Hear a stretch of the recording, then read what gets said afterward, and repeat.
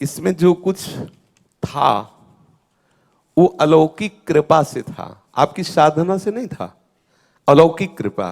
कई बार हमने वर्णन किया है कि जैसे किसी को अपना माल देना होता है तो थोड़ी वानगी फ्री दी जाती है, फिर इसके बाद जब उसको चस्का लग जाता है तब फिर कीमत ली जाती है।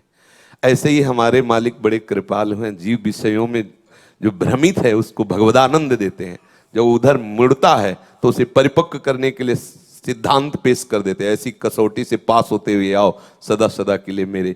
तो ये जो प्रारंभिक दशा में आनंद की अनुभूतियां आती हैं अपनी नहीं है, ये कृपा से आती हैं। तो अब क्या है, जैसे छोटे बच्चे को माँ पकड़ के चलाती फिर छोड़ देती है, और जब देखती लड़खड़ाती फिर पकड़ लेती, फिर दौड़ाती, दौड़ो क्योंकि उसके पैर पुष्ट हो जाए। ऐसे ही हमें जो हमारे प्रभु हैं वो करुणा में आप आनंद दिखा करके और फिर ऐसे हो जाते हैं, चलो साधन में चलो, पक्के बनो पक्के बनो। तो धीरे धीरे धीरे वो हमें प्रलोभन देते हैं अपने रूप का, अपने आनंद का।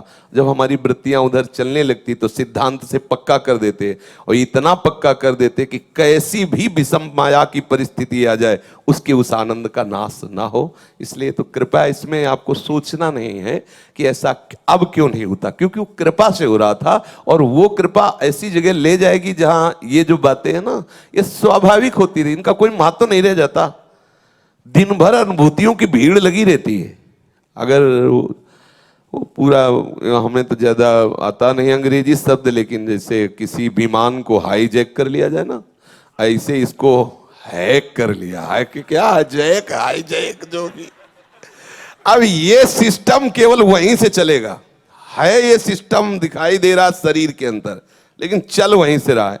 तो ऐसे ऐसे चैनल बदलते रहते हैं, पूछो मत। तो इसलिए मुझे लगता है कि ऐसे रहो और भजन करते रहो, एक अनुभूतियां क्या, अनुभूतियों की बाजार लग जाती है, जिधर देखो आनंद।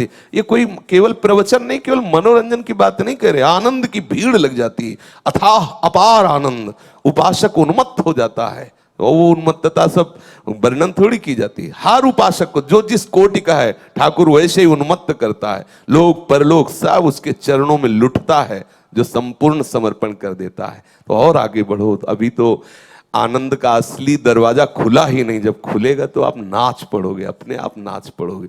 आज सुबह उपासकों से कह रहे थे कि ध्यान रखना, गोरे चरणारविंद का आश्रय केवल हृदय से अच्छे से पकड़ लो आप, फिर देख लेना। हरिराम व्यास जी कह रहे, काहू के बल भजन को, काहू के आचार, लेकिन व्यास भरोसे कुंवर के सोवत पांव पसार। सोवत पांव पसार का तात्पर्य है पूर्ण आत्मसमर्पण, पूर्ण विश्राम भूमि, श्री राधा जुग चरण निवास।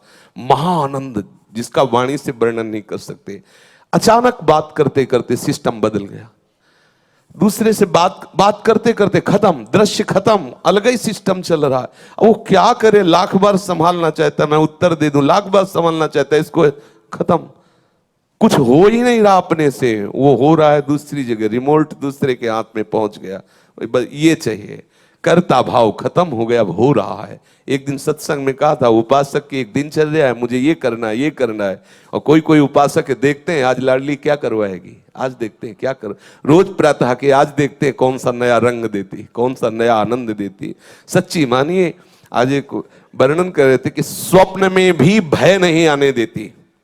मस्त रहो, आनंदित रहो, ये अनुभूतियों का समुद्र है। जिस समय आपका चित्त प्रवेश करेगा, अभी तो बड़े सौभाग्यशाली हो जो आपके अंदर ये भावनाएं आ रही, मुमुक्षुता आ रही।